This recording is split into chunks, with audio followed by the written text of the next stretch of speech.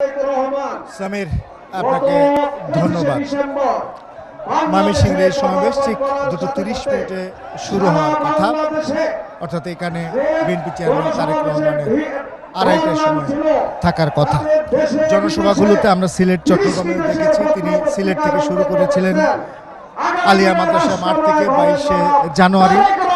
তিনি ঢাকায় ফিরতে ফিরতে 7টি নির্বাচনী সমাবেশ করেছিলেন এবং এর দুদিন পরে তিনি চট্টগ্রাম গিয়েছিলেন। চট্টগ্রাম পোলো গ্রাউন্ড মাঠে তিনি নির্বাচনী সমাবেশ করার পর আরও 5টি জায়গায় তিনি নির্বাচনী সমাবেশ করেন। তৃতীয় দফায় তিনি আসছেন ময়মনসিংহে। আপনি নিশ্চয়ই দেখতে পাচ্ছেন যে এর মধ্যে নেতাকর্মীরা এখানে এসে জড়ো হয়েছেন।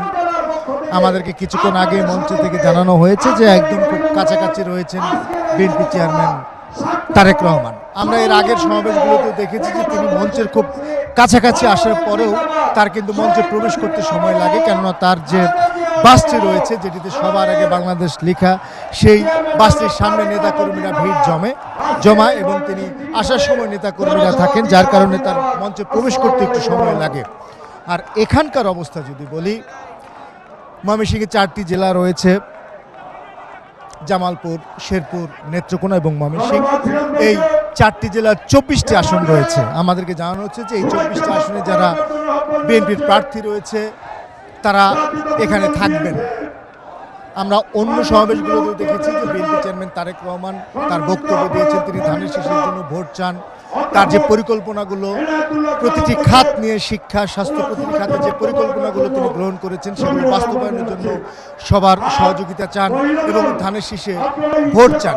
একই সঙ্গে তিনি যেই জেলায় কিংবা যেই স্থানে সমাবেশ করেন সেখানকার যারা ধানের শীষের প্রার্থী রয়েছে তাদেরকেও কিন্তু জনগণের সঙ্গে পরিচয় করিয়ে দেন, সেখানকার মানুষজনের কাছে তাদেরকে তুলে দেন, অর্থাৎ ধানের শীষে যেন তারা ভোট দেন। এখানেও তিনি এখানকার যারা ধানের শীষের প্রার্থী রয়েছে তাদেরকে তিনি এখানকার বিএনপি নেতাকর্মী এবং সাধারণ মানুষের সাথে পরিচয় করিয়ে দেবেন এবং একই সঙ্গে তার যে পরিকল্পনাগুলো সেগুলো তিনি আবারও বলবেন এবং বাস্তবায়নের জন্য যেটি বলছিলাম ধানের শীষে ভোট চাইবেন। এখান থেকে তিনি চলে যাবেন গাজীপুরের রাজবাড়ীতে একটি নির্বাচনী সমাবেশে তিনি বক্তব্য রাখবেন।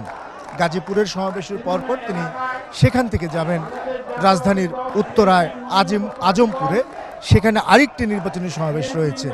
তবে কতক্ষণ লাগে, কারণ আমরা এর আগে দেখেছি সমাবেশগুলোতে তিনি এক জায়গায় থেকে আরেক জায়গায় যেতে আসলে নির্ধারিত সময় পৌঁছতে পারেন না, নেতাকর্মীরা তাকে ভিড় করে রাখেন, মঞ্চে প্রবেশ করতে সময় লাগেন। তবে তাদের যে নির্ধারিত সময় সেটি দেওয়া আছে, তবে কখন আসলে আজও মধ্যরাত হয় কিনা সেটি আসলে বলা যাচ্ছে না।